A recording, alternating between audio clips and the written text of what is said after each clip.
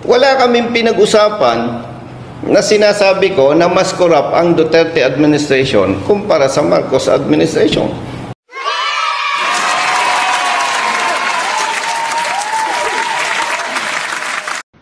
By the way, in fairness dito sa administration itong latest hindi na kasing corrupt dati noon. Dati corrupt talaga. Ngayon, yung budget ng facilities ng buildings, construction, na-utilize na properly, unlike before. Alright, magandang araw mga brother. Isang magandang araw sa lahat ng mga sumusuporta sa akin dito man sa Pilipinas at sa ibang bansa. Kumusta kayong lahat dyan? Shout out sa inyong lahat ng mga sumusuporta. Lahat ng gustong ma-shout out sa sunod kong mga video, mag-comment lang po kayo sa baba para ma-shout out ko kayong lahat kung saang sulok man sa Pilipinas at sa ibang bansa. Sana all! Narinig natin ang sinabi ni Colonel Busita sa video clip na inilabas natin sa unahan, na nagpaliwanag siya sa kanyang side nung siya interviewin ni Bernadette Sabrano sa kanyang vlog, at mapapansin natin ang kanyang mga sinabi doon na kung hindi man ito maliwanagan ng ibang mga taga-suporta ng dating administration, siguradong kabawasan ito ng kanyang buto ngayong darating na eleksyon, dahil nga siya nga ito matakbong senador, si Congressman, si Colonel Busita. So kaya ko rin po inilabas ang video ito, hindi dahil ako binayaran ni Colonel Busita o personal ko siyang kakilala, kung hindi ako'y sumusuporta din sa kanya dahil sa kanyang mga hikain, sa kanyang advokasya. Isa ako sa mga sumusuporta at humahanga sa kanyang mga ginagawa na pagtulong Luzon, Visayas at Mindanao. Siya nakakarating para tumulong sa ating kapwa.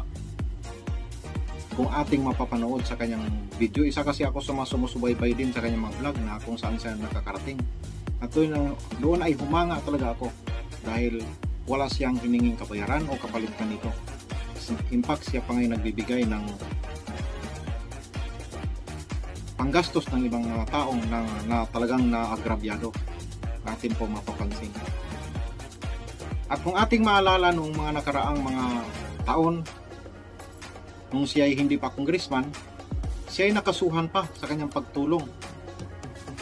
Noong siya ay tumulong sa isang rider na ang backride nito ay babae na nakatsinilas. At dahil nga dito ay kinasuhan pa siya ng MMDA at nagkaroon sila ng alitan at palitan ng hindi magandang panalita sa social media, at umabot pa talaga ito sa husgado. At ang alam ko ay ito na absueldo siya sa bandang huli.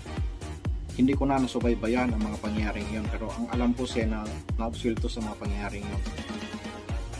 Kaya naman mga brother, ipaniliwanag niya ang mga pangyayaring ito dahil nabanggit niya sa interview niya ngayon na isa sa mga membro ng ARSAP ay nagpubad ng uniforme dahil si Congressman Busita daw ay nabayaran na at walang paninindigan.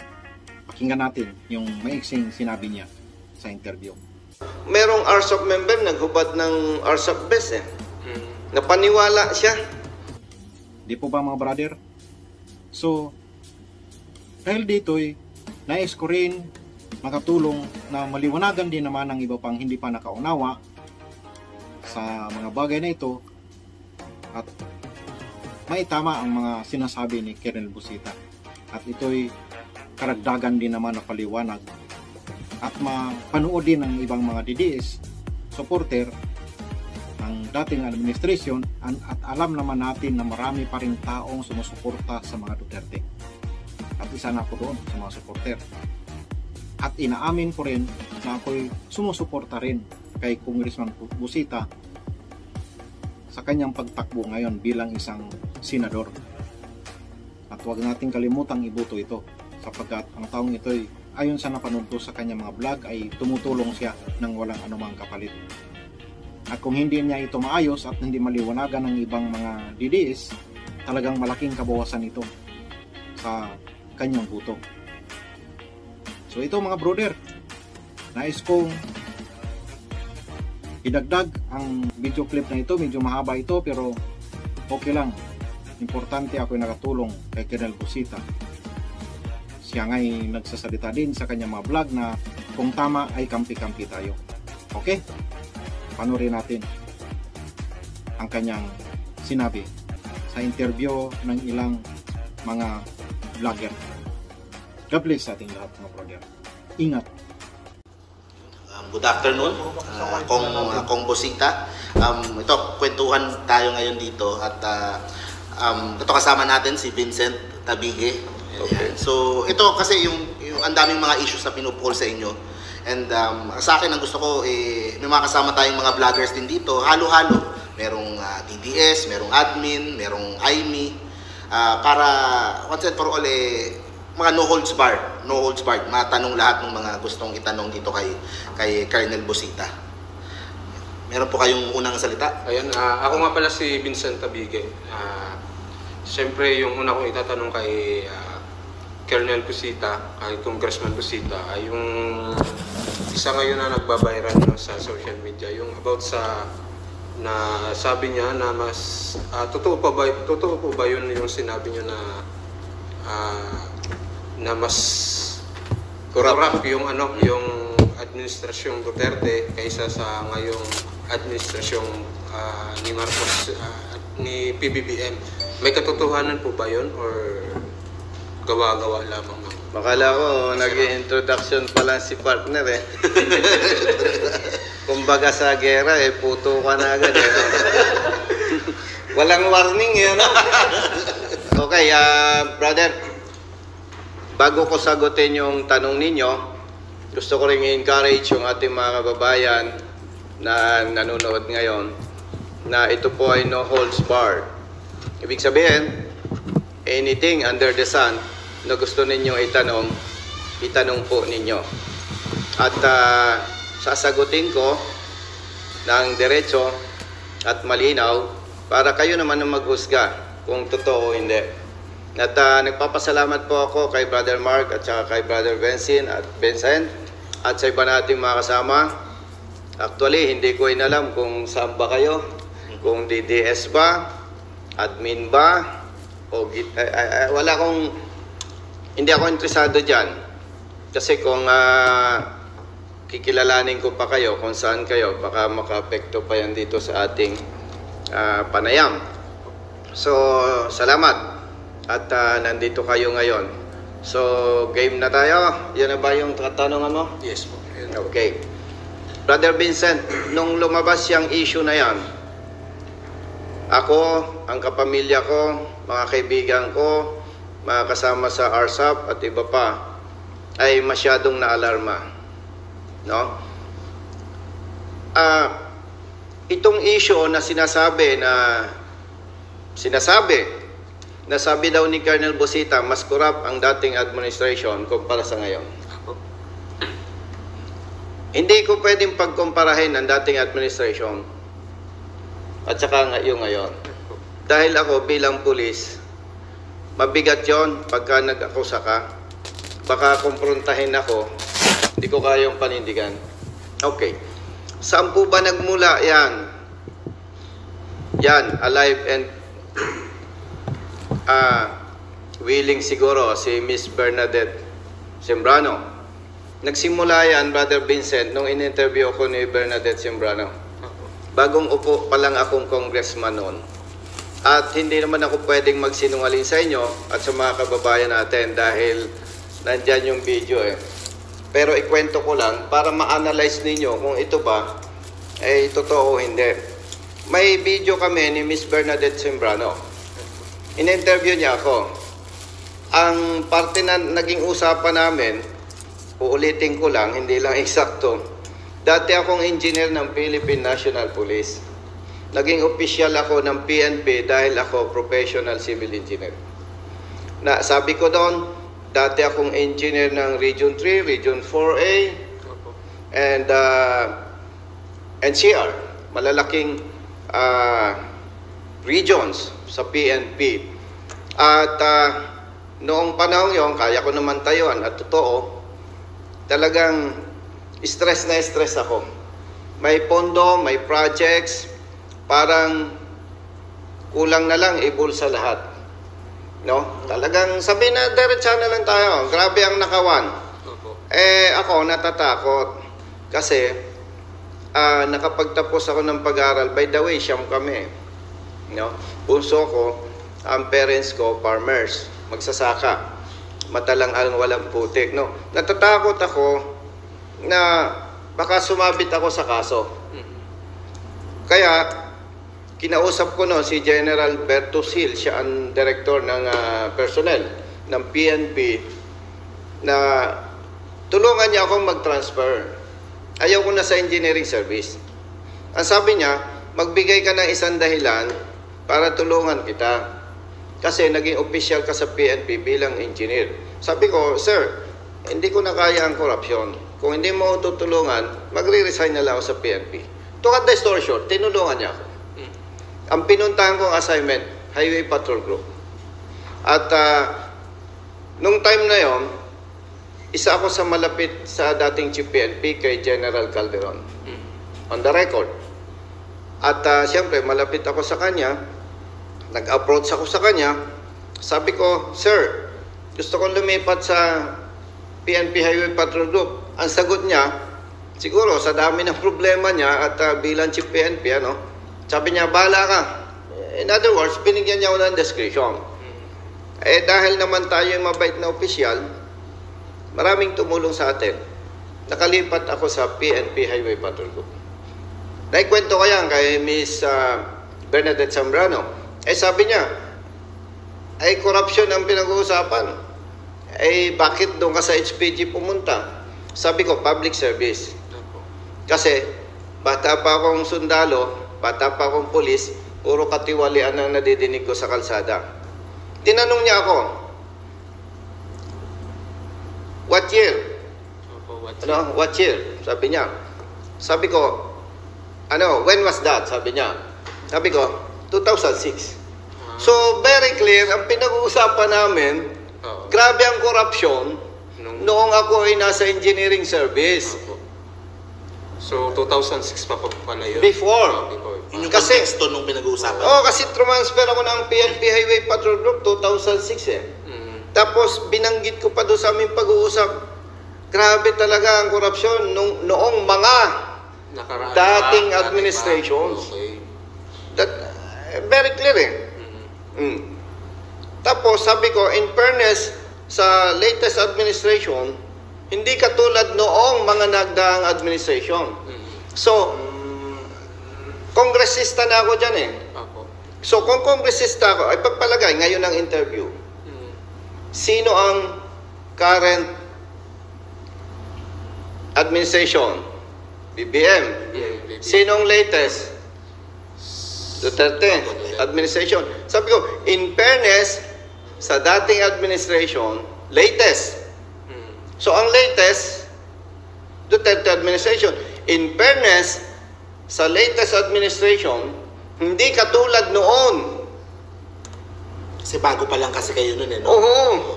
So, sinasabi ko, kasi, alam ko noong panahon ni President Duterte, hindi katulad noon. Nung panahong engineer pa ako. So, very clear.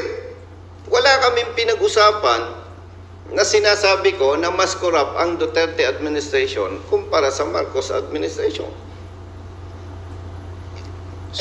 Hindi ka pwedeng mag-akusa na hindi mo kayang panindigan.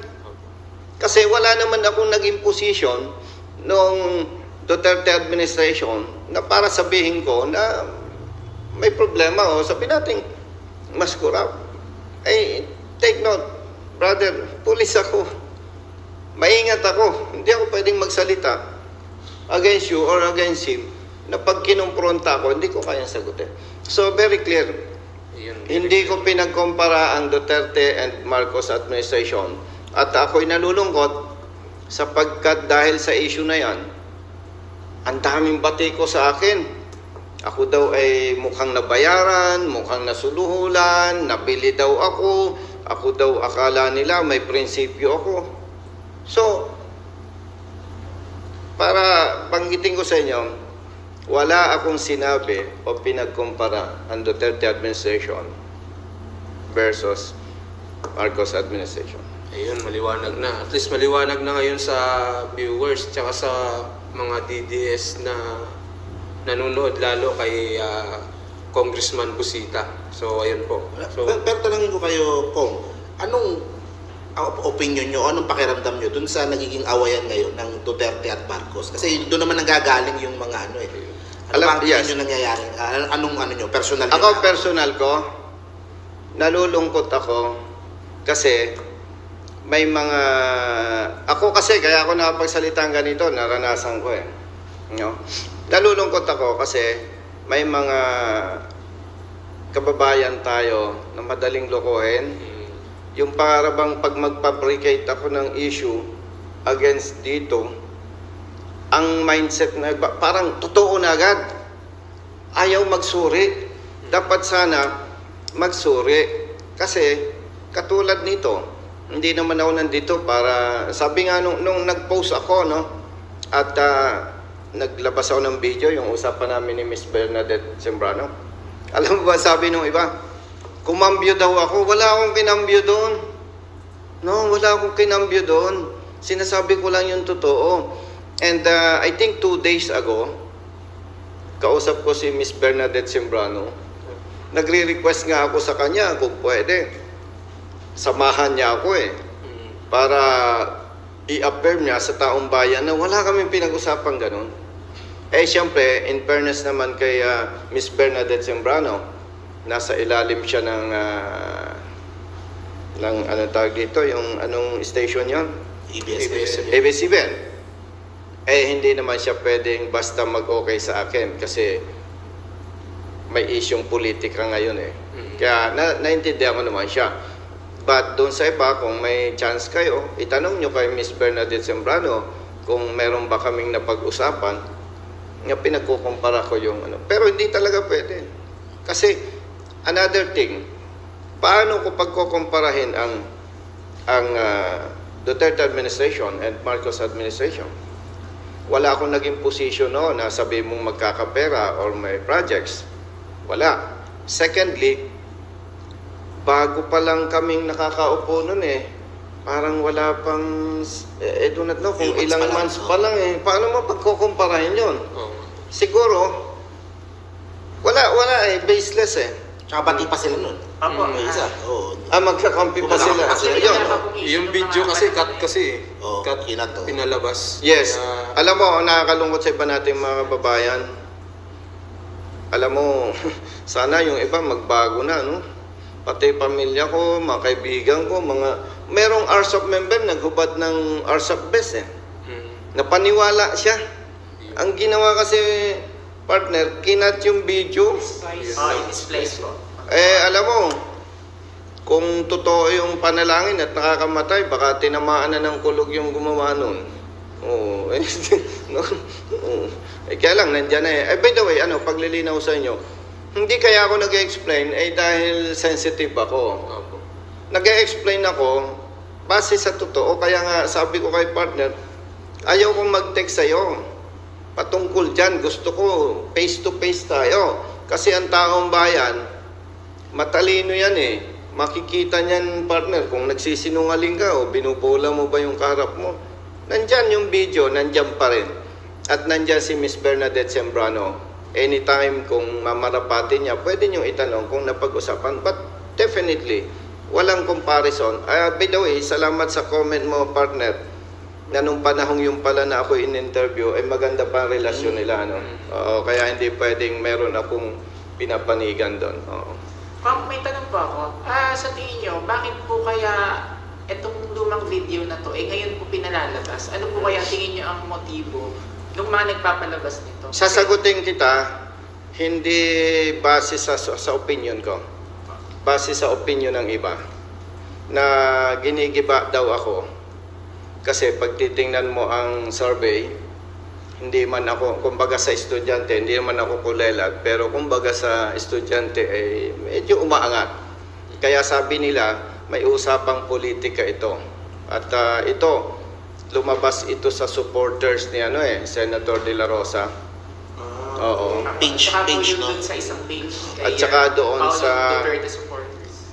Pero in fairness kay Congressman Paolo, kasi ang nakita kong page, Paulo Duterte supporters eh.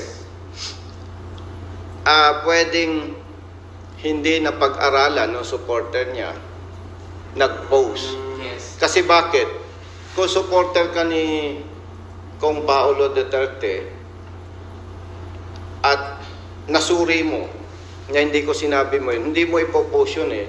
Kasi ang tatamaan nun, Duterte administration eh. Di ba?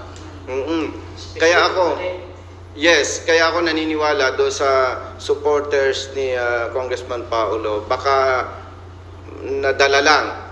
Kasi kung napag-aralan niya yon at nakita niya yung totoo, I do not think na ipopost niya yun eh. Kasi ang tatamaan nun, Duterte administration eh. Ikaw ba, susunugin mo yung bahay mo?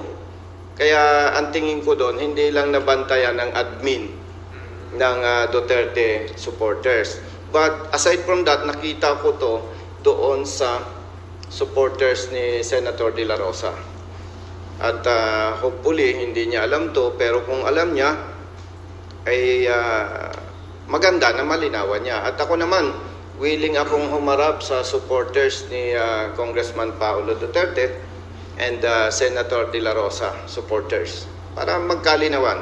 Ganito, ayaw ko nga sumasagot yung text or tawag.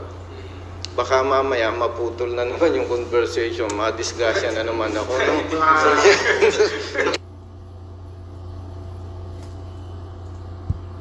Panoorin ang iba pang mga video ng channel. Huwag kalimutan mag-subscribe at pindutin ang bell button para maging updated ka sa mga video ng channel natin.